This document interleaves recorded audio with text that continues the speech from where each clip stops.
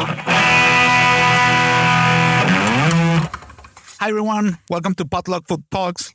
Today, we're going to talk about what does Mugaritz mean? It's like the oak in the frontier, something like that. Yeah, the oak on the border. On the border. The border between Errenteria and Astigarraga. Exactly, because there is an oak tree. Is it oak, correct? Yes. Yeah, there is an oak tree, which is kind of the symbol of the restaurant. Well, Phil and I both had experiences in that place. We could make like a review, like a Google review. Hey. Oh, the staff was really rude to us. The beds weren't properly accommodated. 3 out of 5 stars. Yeah. No, seriously, to be honest, I'm never going back. Nice views, though, No, to be honest, for me, it was the most relevant and interesting professional experience I had in restaurants. It really shaped my way of seeing things, and I was very young when I went there. I was 18 or 19 years old. But yeah, also for that reason, I think it really made like a super positive impact on me, and I have really good memories about it. Yeah. When was it the first time you heard about them? I think it was with you, actually. I think when we were working together here in Berlin, I think you told me about them. And then I looked into them. There wasn't a lot of stuff on the internet, like on YouTube anyway, not as there is now, where we're flooded with content. Then I remember you talking to me about the work culture there and about the philosophy of the restaurant. And obviously, then what for me is their main cookbook, the faded one with the stone cover, made a big impact on me, For me, it's like kind of like the time when you were there was, from the outside view, the most interesting time for Mugaritz, because it was just this very minimalistic, philosophical cooking that was very, very closely tied to nature and the surroundings. Yeah, and that they would really innovate in techniques with things nobody had ever seen before. Yes. And that would happen regularly. You would see things that, what the fuck is this? Like a macaron made out of animal blood. Like, what is this?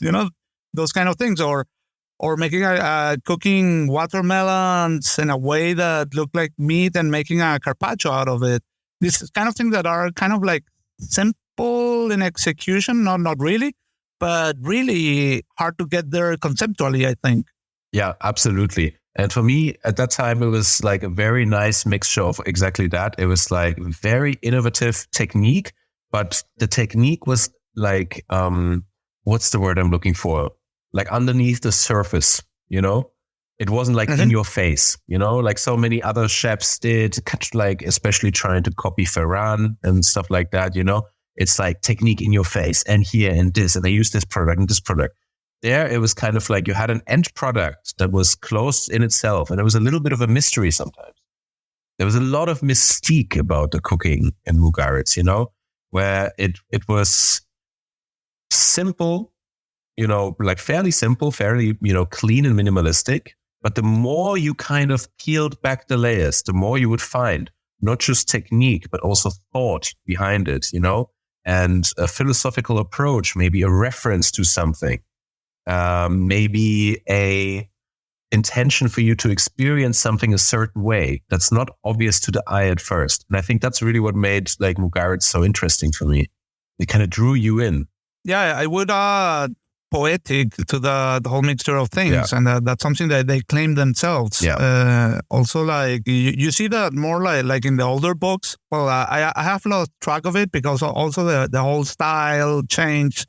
I mean, it's a restaurant that has been open like for the last 25 years or so. So there has been many different epochs. I remember actually you sending me an SMS with a picture of the Mugaritz book saying, I'm going to Mugaritz. That was the first time. So, and what happened? This is actually like a nice anecdote to tell. You sent me that, and I was like, oh, okay, cool. So I sent a recommendation letter to Mugaritz, like, hey, this guy is super good, and you should take him into consideration. He's going to apply, send his CV and everything. And a few months later, they write me saying, hey, what the fuck is going on? Your friend we accepted him, and he hasn't answered. Where is he? What's going on with him? And I write you, Phil, they're asking you to go to Mugaritz, and you haven't answered. I remember that. Yeah, it was, I remember that moment because I think I applied and it didn't answer me. And then I think you wrote them and their emails landed in my spam. Yeah, but we met in a bar and that night. And I remember first thing you told me, dude, if this is a joke, I'm going to fucking smack you in the face. So we got into the bar and I was like, no, man, we have to figure it out. So, and then in front of me, you check your spam and it's, oh man, it was here in my spam. There are 5 emails. Yeah. And they told me I have 1 week to be there. Yes. Exactly. I was like, what the fuck? And you have to imagine at this time, I didn't have a computer. I didn't have a smartphone. I was piss poor. I didn't have anything. And so to check my emails, I had to go to an internet cafe to, and then so every now and again I would go there every couple of days, but I never checked my spam folder, never ever. And I remember this absolute shock, when I was oh my God, it's really happening. It's really working out and I have to kind of make it work now, So I basically, I sold all my shit. I pulled all my furniture on the street. Yeah, I helped you out with that. I remember. I packed my stuff and I just left, and in a really shitty way. Also, I didn't get the deposit back from my apartment or anything. I tried to wrap everything up the best that I could, but I was fuck everything. And in 1 week, it's impossible. I was fuck everything. It's and that's it. Just up and left. Yeah, for me, it was not the same, but I also had a crazy experience. I didn't know anything about Andoni or Mugaritz, and I was in my culinary school, and I won a draft, a lotto, something they were doing there. I was walking by and here, pick a number, and I pick a number. You won, and I was like, what is this? A conference with this Spanish chef, and I was like, oh, okay, cool. It was an international culinary congress in Venezuela, in Caracas. So there were some international speakers, and Andoni was one of them, which also calls my attention because this was 2004. So Mugaritz was 5 years open back then, and Andoni was already traveling and talking about crazy technique and making videos and showing them in international conference, which is interesting. So in this conference, I saw videos of, there was Dani Laza foraging, taking herbs from the forest and doing these platings, which was this was the chlorophyll times, complete different style from today. And so for me, it was interesting, but it was not that I fell in love with it at all. It was okay, cool. So I decided I had the goal of staging in a Michelin star restaurant in Spain. So I wrote to all the 1 Michelin star restaurants that back then were around 100. I wrote a personalized email to each one of them. And all of them answered oh, yeah, sure, come around. Yeah, whatever. But Mugaritz, back then Marcel was the restaurant manager, and he answered a mail with an inventory of all the things I had to bring, and also some psychological preparation advice to go there. And, this really caught my attention. This really was oh, wow, these people are serious. Okay.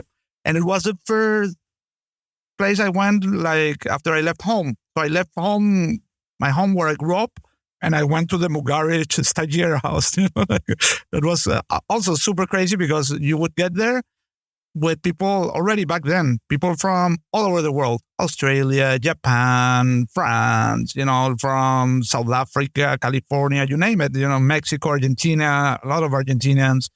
And being in that environment, I think that was the most special thing, getting surrounded by people, so many diverse people. I'm talking about the stagiers, but the chef de parties back then, they're all very respected and recognized chefs all over the world with Michelin stars or 50 best. And they were the chef de parties back then. So it was really like a super nice environment to be in. Yeah, for sure. I mean, it was the same for me. Like it's such a surreal experience. And then suddenly you're in an environment with, I mean, not all of them, but like, suddenly you're surrounded by chefs. It's kind of like, oh, where do you come from? Yeah, I come from New York. I used to work at Le Bernardin, per se, and blah, and blah, and blah, and blah. And you're like, oh, wow. Okay. Serious professionals, I mean, like you knew that you were there with some of the top guns, or like internationally, some of the like strongest upcoming chefs. Like you knew that you were in the same room with, like, all right, like, 10% of you guys are going to be Michelin star chefs, 100%, for sure. Yeah. You could easily tell for sure. Yeah. If they would, and that's what happened, like Luca Fantin was in the meats, and Danny Hunter was in the garde-manger. Crazy.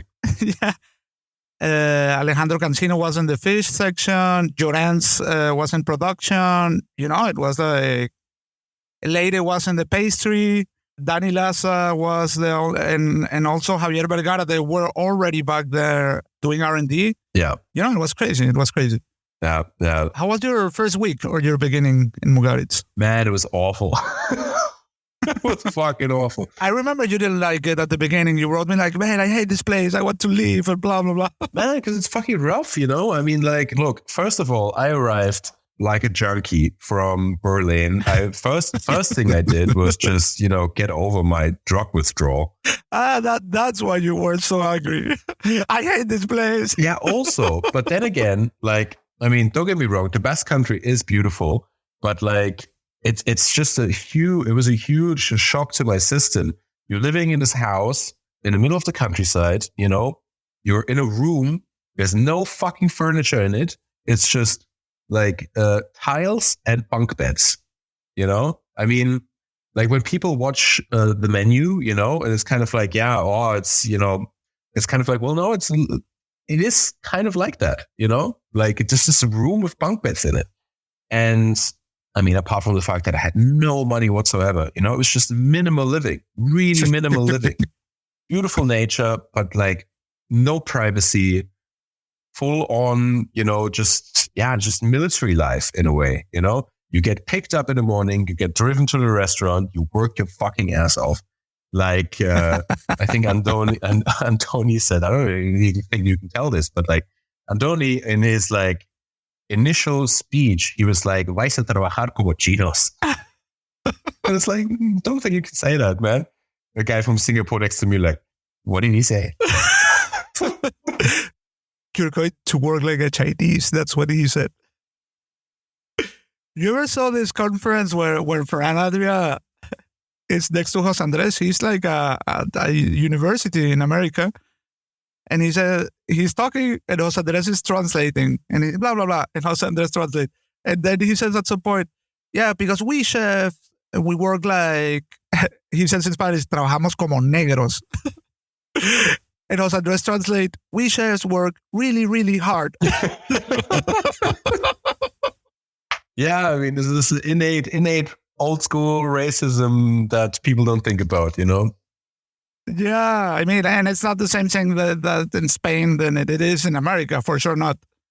I mean, people say it without thinking about it, which doesn't make it okay, but exactly. But yeah, like my first week, and I remember like my first week, it was a big shock to my system. I was really coming down hard, and like it was just like, woo. And then you're out there on the side of a road picking primulas, and it was just I was very excited to be there. But wait a second, explain what is being on the side of the road and picking primulas. What did you just say? So the first thing that I did for Mugaritz is, this was before the restaurant opened for the season, right? So I'm sure it's probably still the same, but when I arrived, the restaurant was closed for IMASD, for the research and development period. And we arrived and we had, as soon as everybody had arrived, we had like a few weeks to get ready for people to come to the restaurant and eat. And so the weeks before that, because I was one of the first people to arrive, one of the first jobs we did is pick primulas, which are a sort of flower that is very significant of springtime. Basically, wild foraging. That's what you were doing. Yes, wild foraging. But what we were doing is we were picking these flowers that were very evocative of spring to preserve them in powdered lactose so that we could serve them in autumn. Oh, okay. So that's what I was doing. But I was just very overwhelmed, It's like, for me, the Basque Country still is very magical, It's like even today when I go there, I'm just drawn in by the magic of like the countryside and the land and like, I don't know, it's a mixture, I think, of Mugaritz and reading like one of my favorite books when I was a teenager, Shibumi. I don't know if you know it. No. It's a very interesting book. And in the later part of the book, he basically escapes to the Basque Country and hides in the mountains in the Basque Country. Oh, nice. And he in Etxebarri, actually. Okay. And it just has this like mystique because nobody could find him because he was speaking Basque to the locals. And they were hiding him in like mountain caves, like Eta style, That's very unrealistic. Like a foreigner learning to speak Basque, Yeah. Yeah. Well, he learned it when he was in prison, so should read it. It's a good book. Shibumi. It sounds good. Yeah. Sounds exciting. Yeah. How was your first week?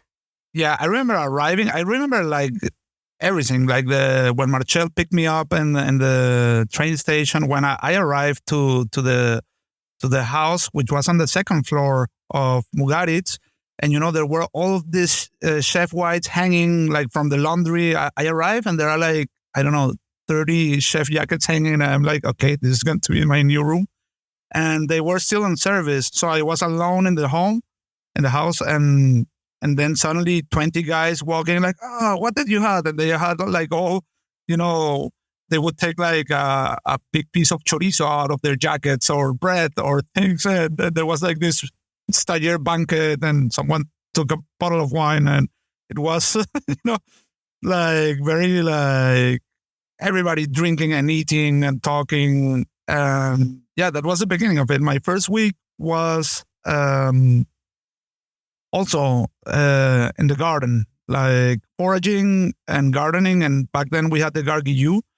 So we did that. I did that like for at least 3 weeks, only gardening, picking herbs, choosing them. And I think it was good to start with that.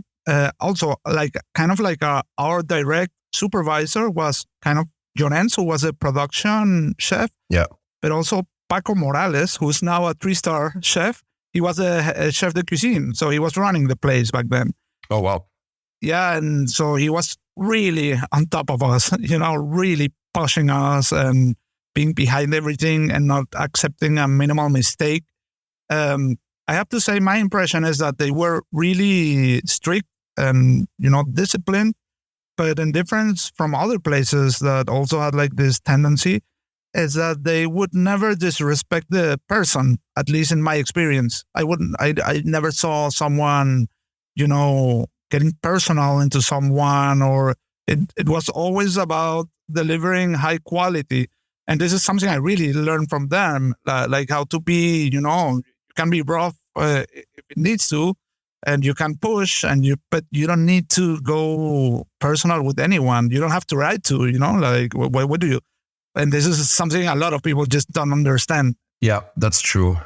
Although I have to say that the way that I was pushed, it was pretty like unnecessary, like in a way where not that, I can be pro pushing somebody to deliver their best, but I was used to getting pushed. Like I was coming out of, Michelin star kitchens also.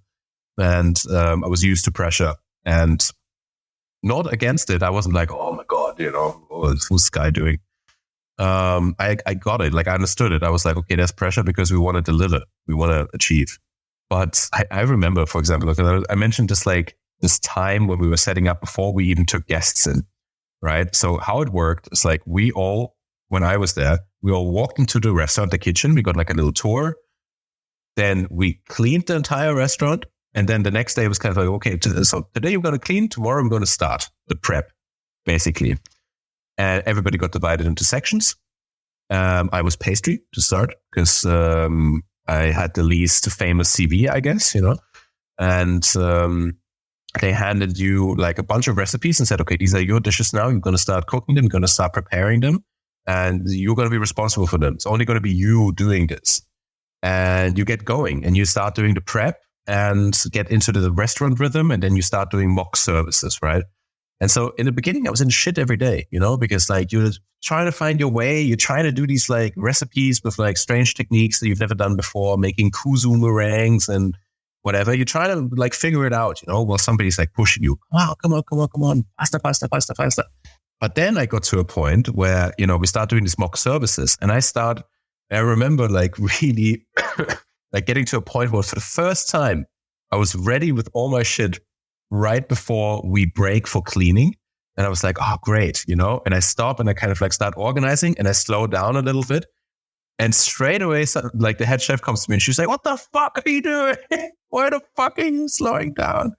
And I'm like, isn't this great? Like, isn't this good that I finished my shit, Like, it's not like I'm taking a fucking break, I'm just slowing down a little bit. I'm making sure everything's nice, everything's organized in my fridge, etc. Making sure that my thing is clean. And it was a lot of like running for running's sake. But that's less problem of the restaurant. It was more the problem of the head chef that was there when I was there, who wasn't a good manager, in my opinion. Yeah, I also had like some experiences with some chefs that weren't specifically good. There was one that was like a legendary, infamous chef who was supposed to be the successor of Paco Morales. He was there for 3 months and then he got fired. Imagine, like you're getting hired to be the head chef of Mugaritz and you get fired. He really messed up. He was, and he was really stupid, and he didn't got it, like he didn't understood the philosophy of the place. Another thing that I learned in Mugaritz that for me was really valuable, and it's something that I later learned that this is directly El Bulli school, and that all the restaurants of this is also important to explain. Like Andoni was in El Bulli and Martin Berasategui, and kind of those are kind of like his influences as a chef and a manager. His mentors. The difference is that Martin Berasategui is like a very, exactly the opposite, like a place that can be mean just for the sake of being mean, while El Bulli is more like Mugaritz, like a place where they push you, but like there is a reason for it. And this is a place that both things got combined. So, but what I'm going to is that the prep table, the production station, that's something where you have like a long table and everybody stands in front of each other, that you work like in couples, and you have like, of course, this is something you can do if you have like large teams, and everybody does the same. So if you need to peel potatoes, there is 25 kilos of potatoes. You got 10 people peeling potatoes, and the whole thing is done in 10 minutes. Instead of having one person for 1 hour, right? And for me, that's something really cool, and that's something like many restaurants don't do. I know Nomad does this because it also comes from El Bulli, but most restaurants don't work like this. And I think it's really efficient because at the end of the day, if you put all the combined hours together, first of all, more is achieved, and second, you can do more difficult things because you're working in team. And if there is like a super precision prep that you need to do, it's not the same doing that alone, instead of being surrounded by 6 other people doing the same and teaching you how to do it, how to precisely hold your hand and your knife to do like a specific cut or technique or these kind of things. So I was, for me, being super young and being in the production station, also Llorens was the head of that station. And I think he really had like a positive impact on me in that period. And at the end of the day, I was already running that station. Llorens would take care of other things, and I would take care of, the 12 new stagiers, and I would tell them, okay, now we're doing this, now we're doing that, and running the thing. And that was super cool as well. Yeah. I really like doing production also. And it's like you say, it's more efficient, it's more enjoyable also. And like also, I feel like, I personally, I was always like that I wanted to, like if we were, Frenching lamb, I always wanted to do it better than everybody else, faster, cleaner, just better, and so everybody pushes each other, Yeah. I remember I used to have competitions with Santiago Lastra, who could like have a suckling pig, who could clean the suckling pig the fastest, or who could chop the caseína de ajo the fastest, you know? Well, that's a crazy technique. For example, like cutting garlic or cutting parsley and Mugaritz. I've never seen something like that nowhere else. Yeah. It's that you cut with a knife the parsley until it, and then you take it. It already looks like a puree, but you would take just a pinch and throw it in water to see how small the particles of parsley are, and you wanted to be them as small as dots, you know? Yeah. I do that in my current restaurant, actually. That's super cool. Make the people do it because it's just so nice, you know. It's like a technique. You have to cut the parsley. You can't chop it. You have to cut it. You have to make sure it stays dry. Like move it from one side to the other. People do it, but it's like it makes such a difference, you know. For example, even classic cooking, you know. Yeah, absolutely. Like at the moment we have these like glazed like small potatoes, you know. They're cooked, peeled, turned so they're like nice and round. And then they're just glazed in like a really simple butter and water emulsion. And then you throw a pinch of this fine parsley. And it gets like this is super classic, you know, potatoes with butter and parsley, you know. Yeah. But it just coats the potato in these like specks. It looks very special and it's really, really nice. Yeah, I remember the dish we had back then. It was similar. It was small potatoes, but they were cooked, then dehydrated, then rehydrated like in a stock. And then it was glazed, and the glaze had like truffles and this super small parsley. And this was served with a tendon, like a cow tendon. Sounds super delicious. Yeah, and this like whole like production thing, it's kind of like, you know, I still have some, you know, really good friends from my time in Mugaritz. For me, that is the most valuable thing that I took away from being in Mugaritz is the people that I met and the connections that I made. Of course, I learned a lot, but really the connections that I made are the most valuable thing. And I'm still in contact with a lot of the people from there, you know. But I've also, surprisingly, worked with the biggest fucking idiots that I've ever worked with in my entire career. You know, the stuff that I've seen there, you know, it was like for me, I don't know how it was for you. I think for you, it must have been very different. But for me, it was like, the group of chefs that I was working with was really, really clearly divided. There was no real room in the middle. It was international top guns, you know, just fucking slayers, real absolute badass chefs that were just dedicated and focused and skillful and knowledgeable. And then there was the other part, which were primarily Spanish kids that were basically just, you know, out of their parents' house, with zero fucking idea what the fuck was going on. The worst attitude you could imagine, like not to a large extent, you know, and seemingly set out to do the dumbest shit possible. Like, I mean, I've seen, you know, you remember these, like, I don't know if you guys had them probably because they were still very old when I used them. So probably you guys used them, these like 20-liter pressure cookers. No. These were probably post-fire.